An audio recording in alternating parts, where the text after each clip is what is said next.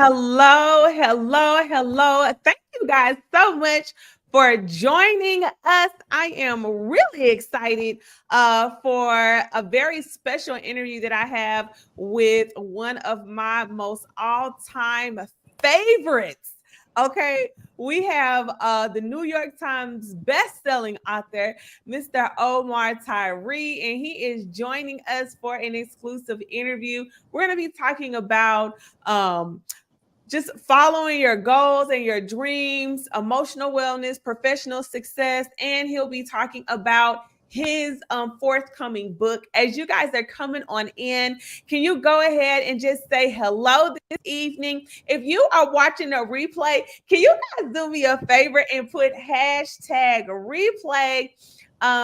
Tonight is very special because I've had the opportunity to combine a few of my audiences. So I'm gonna make sure that I get you guys going. I see y'all. Can y'all say something in the chat so I know that you are live? Well, let me introduce our author that we have. So we have Omar Tyree. He is a New York Times best-selling author, is the winner of the 2001 NAACP Image Award for Outstanding Literary Work, Fiction, and the 2006 Phillis Wheatley Literary Award for Body of Work in Urban Fiction. He has published more than 20 books on African American people and culture, including the five, y'all. And we have some of our author community. Shout out if you are a part of the Kingdom Scribes group and Beyond the Book Media. He has 5 New York Times best-selling novels, and he is a popular national speaker and a strong advocate of urban literacy. So born and raised in Philadelphia, he lives in Charlotte, North Carolina. And of course, you can learn more about him on omartyree.com. So I'm really excited. I'm going to bring him up just for us to get this conversation going. All right, let's see. Let me add you. Hold on, let's see. Where am I? There I go. There we go. Oh, there you are. Hey, good afternoon. I know that you are on your way. You are a busy man. I did my best to introduce you. Uh-oh. Did it get stuck? It was live and then it got stuck. What in the world? And you got stuck and your face is just frozen. There we go. Okay, We're there you good. go. You know how There you go. sometimes There there we you go. go. So what would you like to tell? Look, people are saying good evening. I know you have a lot of things going on, including you have a new book. Can you tell us just a little bit about what you have going on? Anything else you want to add, and then I'll get into my questions. And I thank you for taking time. I know you are on the go and busy, so thank you for jumping in this conversation with us. Yeah, number one, the biggest thing I got going on is the new book, Control. It's a psychological thriller, and of course, it's dealing with mental health issues and interpersonal relationships. So, you guys talking about emotional intelligence, that's definitely it. You know what I mean? When individuals are trying to control everything, it's an emotional intelligence that they're battling with. They can feel other people's emotions, but they don't care. They're trying to get what they want accomplished. And so that can create a whole lot of conflicts with you and the other person that you try to get your goals accomplished with, because you want your goals and they want their goals. So whenever you're around people that want control, it's always going to be a lot of clashing going on. But that's America right now. Everybody wants control of their own thing. And so you got a whole lot of clashing that's going on right now. People trying to come together to figure out how can we negotiate this business and move forward. If we both want what we want and we can't get all of what we want, can we compromise and get percentages of it? And what percentage am I going to be satisfied with? So that's the new book, Control. It's brand new at the bookstores. And I'm giving a Zoom call, podcast, IG Live, or Instagram, Facebook Live, or whatever it is, to anybody that reads the book clubs. If you read the book, it's an excellent book. The ending is great, but I can't talk about that stuff until you read it. So I'm doing all that. But I'm on tour right now, back up in Raleigh. But I'm about to do the deep South with Louisiana and Essence, and then Houston and Dallas, and then I'm gonna wrap up in Oklahoma, and then last is the West Coast. You can go to my website at hotlavaentertainment.com, all spelled correctly, hotlavaentertainment.com, and look at everything I've got going on right now, including the tour, which I just finished, but I got a new part of the tour coming in another week when I go to Essence. So that's what's going on with me right now.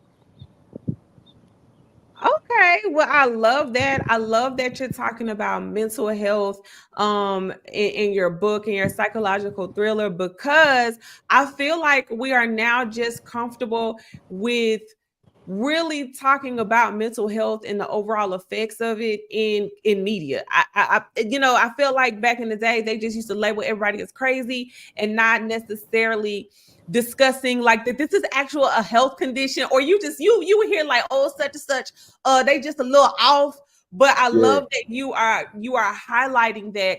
I do have a question, because I know as an author, you have to do research. Like, what kind of research or like what kind of experience did you draw from to be able to kind of tap into that to share that story? Well, you got to pay attention to everything. Number one thing, when you're talking about a person who's a novelist, we already know a whole lot of information about humans. So it's not like you're starting from zero. And then I'm an older dude now. I'm not the dude that wrote Fly Girl at 19. I'm 55 years old now. So I've been around a lot of people, including myself, when you start talking about mental struggles and, how you respond to the things that are going on around you, because you can't control everything. And so the older you get, the more you understand, I can't control this, I can't control that, I can't control her, I can't control him, I can't control them, I can't control this situation.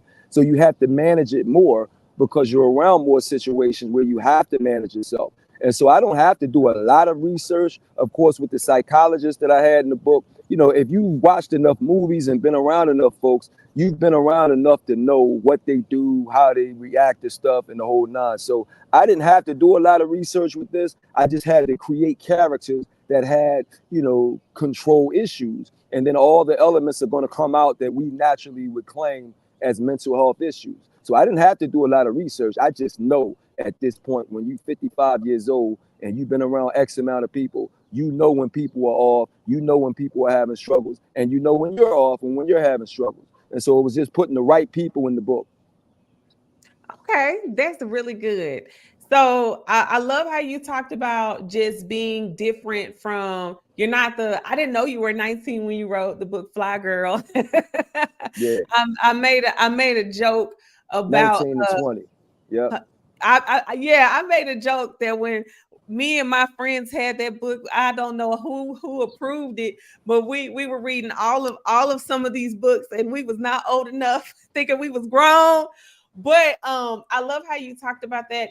And so what I love about your writing and how you give your characters, you really tap into the mindset of your character as far as like the women that are in your books. And so from my understanding, I feel like you got a pretty good handle on just understanding emotional intelligence in women and whatnot. And so if I were to ask you something like, you said that you just know, how did you have the confidence to trust like what you know and to put it in a book?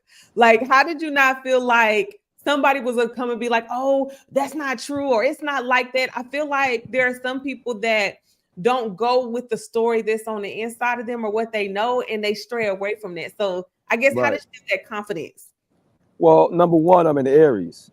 So when you're dealing with Aries people, some people that's not in the zodiac, we are the most confident people in the zodiac. So I'm not going to be sitting there, I don't know, I don't know, I don't know. I don't do that. I say what I say, I do what I do. And then I was raised around a lot of hardcore men in Philadelphia, and nobody was wishy-washy. I wasn't raised around that kind of men. My father, my stepfather, all the men that I was around, uncles, cousins, football coaches, and then I won on a lot of football teams, so I was used to winning. So I'm just not around people that haven't been confident. So that's just not part of my atmosphere. I've always been confident, even when I was a kid. So I don't know how to answer that. In fact, it's saying I've always been confident. So I'm never going to be shy or bashful about what I have to say or what I think about. You know what I mean? So yeah, especially at 55, I'm not going to stop. You know what I mean? So you can get into a lot of trouble with that because other people expect you to be shy and bashful and lack confidence, and they tell you to be humble. And I'm like, yo, dude, it's a little too late for me to be humble about some of the things I do. Now, the things you're not good at, of course, you're going to be humble with the things you're not good at. But when we talk about telling stories and understanding humans, I think I got that pretty good. So I'm not going to be lacking of confidence in that. Okay, Yeah. I think I can round that out. I know you said it was kind of hard, but really knowing what you know, and standing on business. Like I think that's really what it's all about. And one of the things that I'm an advocate of, Mr. Omar Tyree, is for women standing in who they are and being confident and being bold and walking in authority, right? And I know that you have done just that with the legacy that you have created with books and the longevity that you have, right? And I Mm-hmm. think that is to me, that's one of the most impactful things about who you are as an author. Can you talk about having longevity in your purpose, in your vision? I feel like that's where some of us lack. Right. Well, again, you're talking about knowing what you do. When you're consistent and you do it all the time, then there's no doubt in what you're doing. Like I play football, so I throw the football a lot. I've been throwing the football since what, like 5 years old, and then I throw it for accuracy. I throw it for precision.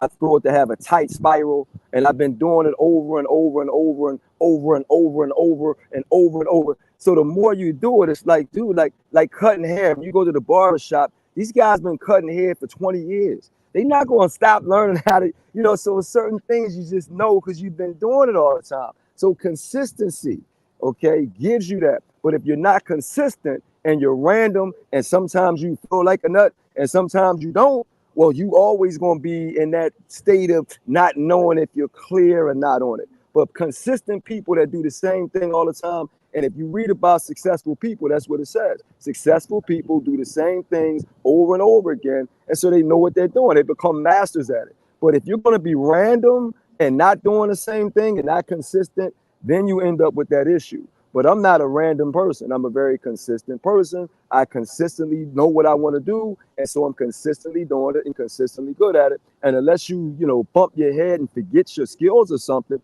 it's not going away. Like right now, I came up in Philadelphia. We boxed all the time in Philadelphia, street boxing, slap boxing, everything. So right now, my arms, my boxing skills is locked in. I can't get away from it. It's like if you throw a punch at me, I'm gonna slip, duck, dodge, and I'm coming right at. That's what we learned in Philadelphia since we were boys. So now I'm 55 years old. My body naturally moves for boxing.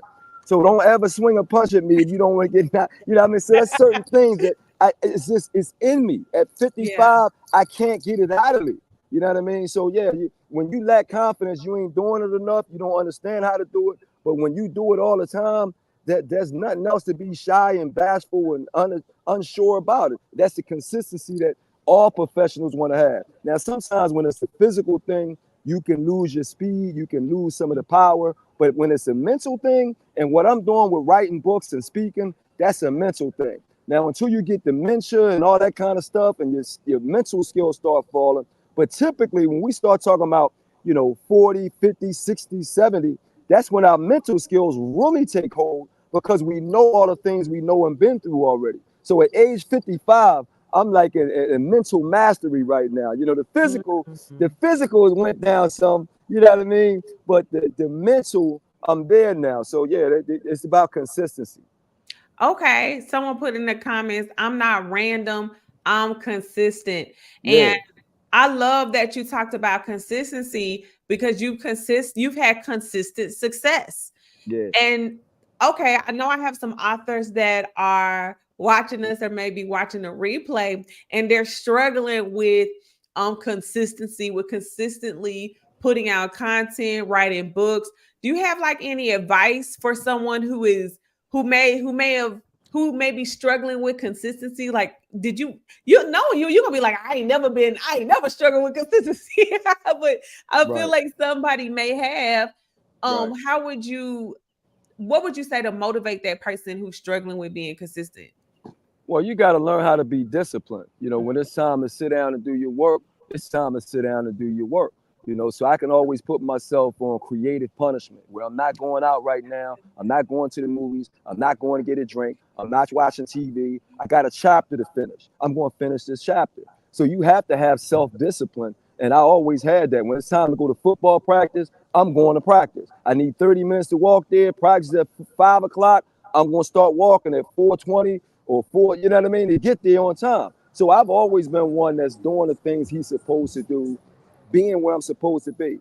If you want them people that's slacking, you're not doing what you're supposed to do, then you always going to fall off when it's time to do something. So again, you have to be ready to complete what you start and get the hours done, or how much time you need to finish what you need to finish, and know that. And then once you get used to finishing, then you can do it all the time. But if you lollygag and you don't finish that first project, it's going to be hard to finish the second, hard to finish the third, hard to finish the fourth. So as long as you understand how to discipline yourself and finish, and I always tell people, do not start with these big projects. Start with a small short story. Start with a poem. Start with an essay, something that you can finish in 3 pages. So you get used to finishing. Because see, I can write novels 500 pages because I'm used to doing that. If you're not used to doing that, please don't pick up a pen thinking you're going to write 300 pages in your first setting. Write 30 pages and finish it, a short story. Then write 60 and finish it, a bigger story. Then write 100 pages and finish it, a bigger story. Then you can go on to 300 and whatnot. So they got to learn how to finish, again, with consistency and discipline. And it's nothing, I can't teach you that. You have to discipline yourself to do that. I love this because you just said some good words. You said get used to finishing. Yeah. Ah, man, I think you just really helped somebody who is really struggling. Yeah. Well, you got to Because understand, I'm also a journalist, a newspaper writer. And think about this. If you work for a daily newspaper and you say, what's the deadline? He's going to say right now, the paper's coming out tomorrow morning.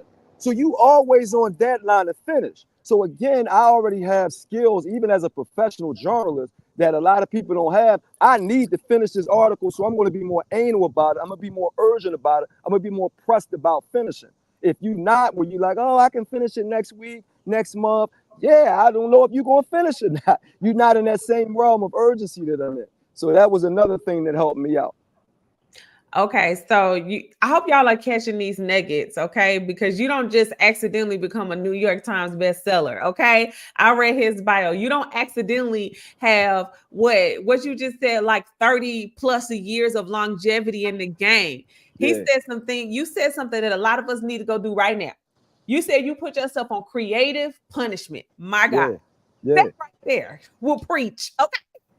Turn the TV off, put the cell phone down, tell your girlfriend you talk to her in the next 2 days or so, you got work to do. And if you can't do that, you can't be an artist on this level. It ain't gonna happen. Man. Do you have scheduled creative punishment times, or are creative punishments like on deadline? Like, come on, let us know what you do, because I think I need to put myself on creative punishment. It ain't got to be on deadline. You just want to be on a schedule. So if I know I want to finish 3 chapters this week and I'm behind, okay, now I got to put myself on punishment. If I'm not behind, okay, I can go outside and play and come back in with it. So you got to understand what your schedule is, right? So you say, all right, I want to finish this book in 3 months.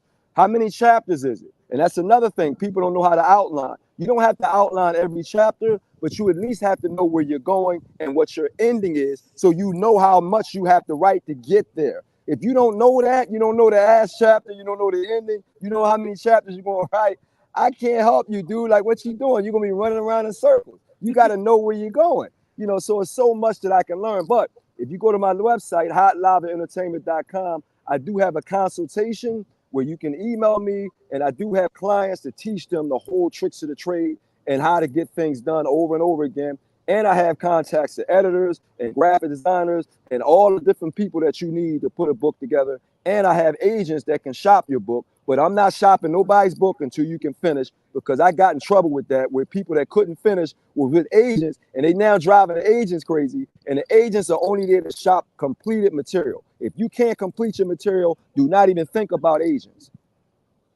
Wow. Okay.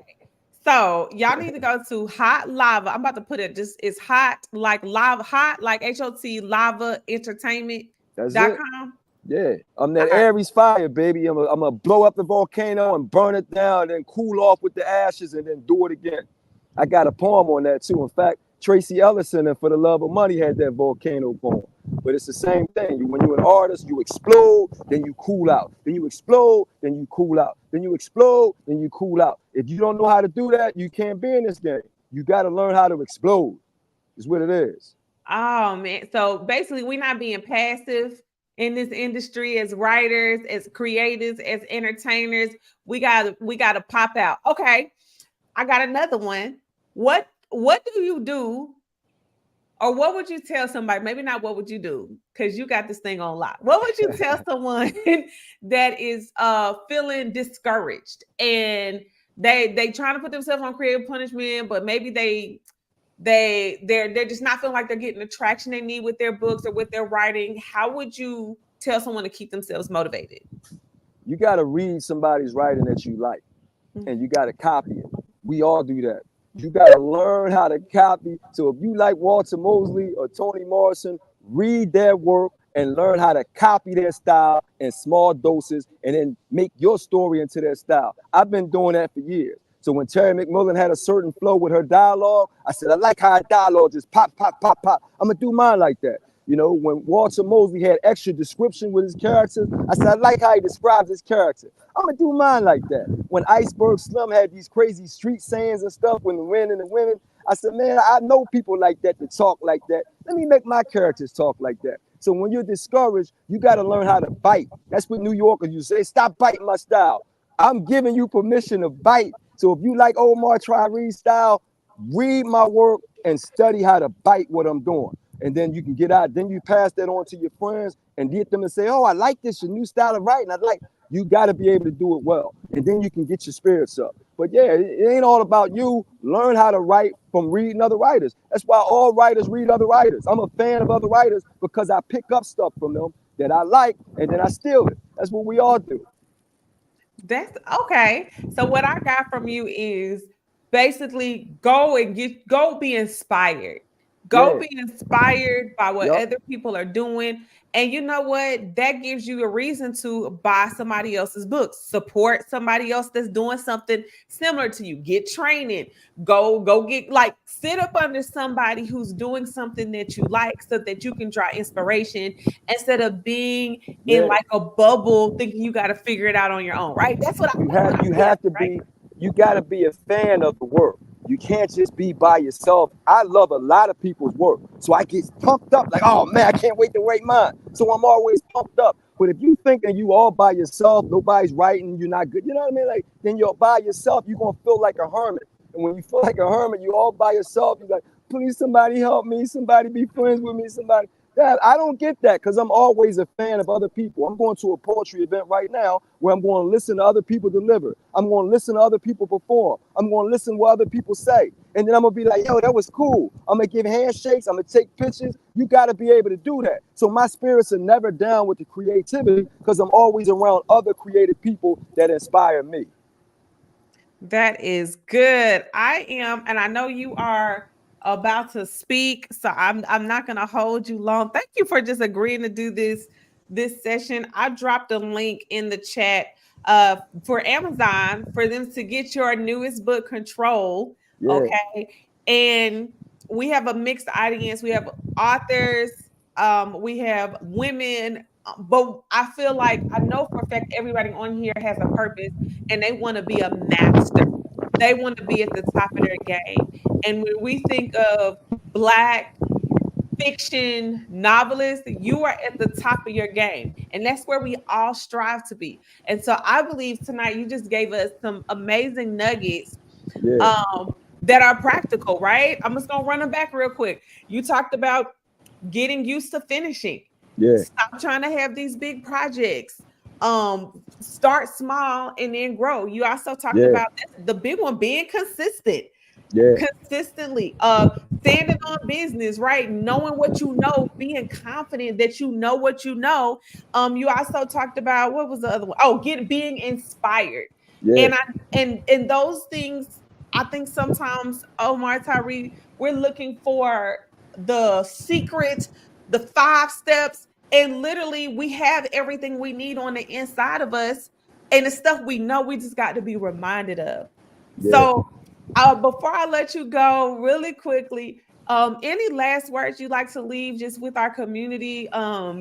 It's been an honor to speak with you before Well, we wrap up. well, I can't be Omar Tyree without the support. So that new book right now, I'm telling everybody, it's a hammer. That Okay. control book is a hammer. Because when we start talking about people like Kanye West, got control issues. Mm. Jay-Z has control issues, but he stays away from us. So we don't see that. Mm. But if you read about how he acts with Beyonce, just even looking at somebody, hey, what you doing? What you doing? But you know, Jay-Z stays out the public eye, right? But Dame Dash, we knew Dame Dash had control issues. Russell Wilson or Simmons. Russell Simmons, yes. Simmons from Def Jam, he just left the whole place. I'm getting out of here. So a lot Donald Trump right now, he's trying to control the whole planet with this whole let's take America back to the dude, we ain't going back there. And so he's trying to control, he ain't the president, he's trying to get back. We got so many people that have control issues right in front of us, right? Nicki Minaj, when she lost the #1 mantle of the hip hop for girls, she was ready to beef with everybody. Same thing that Little Kim did when Nicki Minaj took the mantle. Now Cardi B came out, Nicki Minaj was mad. Then Megan Thee Stallion came out. So everybody has control issues to some degree, trying to figure out how they can control their best life. And yeah, that book right now, that's what's on point, right? Control it, and it got a hell of an ending that I can't wait to talk about only for the readers. Because if you ain't read it yet, I can't talk about it too much because it got a whole lot of plot twists and turns and stuff that's going to make you want to call me and talk to me. But we can't do it until you read that book. So I'm telling all the people that got book clubs and all that, please read the book, choose the book, and then we're going to talk about it on Zoom, podcast, and interview and all that, and we can get to all the depths of real control issues in this world. Tyler Perry is another control animal. Think about all his interviews and all the shows he got and all the control he has with that Tyler Perry studio, performing, starring, produced by, Yeah. scored by, financed by Tyler Perry. He got his name on a movie 18 times. It was a time, right? So that is control out of this world. All you got to do is listen to his interviews, and he's telling you how much control he must have in everything he does. So yeah, we are in the era of control. Now we got kids controlling their cell phones because they got 2 million followers. Yeah, I sold 3 million books, but I only got 10,000 rather. I ain't even got 10,000. Please follow me on Instagram. Only one Omar Tyree, the #1. Please follow me. I don't control that. I don't control this new era. So I wanted to write a book about that. So pick up the book. That's my last words. All right, I'm about to post. I'm definitely gonna post your Instagram. I just followed you probably like last week, so we're Oh, gonna thank make you. sure that we follow you on Instagram. All right. Well, I promise that you will be off by 8:30. Thank you so much for all these nuggets, and we all gonna get the book. We're Oh, gonna get the thank book, you. and once we get the book, we're gonna talk about it. Is that okay? Is that cool? We're gonna sit there. We're gonna talk about the book. If y'all get the book, then y'all get me another talk when I can come. But you got to read it. If you don't read it, you're gonna end up hearing stuff that's gonna mess up your read. Cause I'm telling you, it's that kind of book where Omar don't tell me nothing about it till I finish it. Cause if we talk about it and you ain't finished it, you're gonna be mad. That's the kind of book it is. Cause that's how many plot twists and changes it got in it. So, all right. Well, thank you so much for your time. Much blessings on your next set that you headed off to, and you have a Yep. great afternoon. Bye, Yep. Thank everyone. you guys. Yep.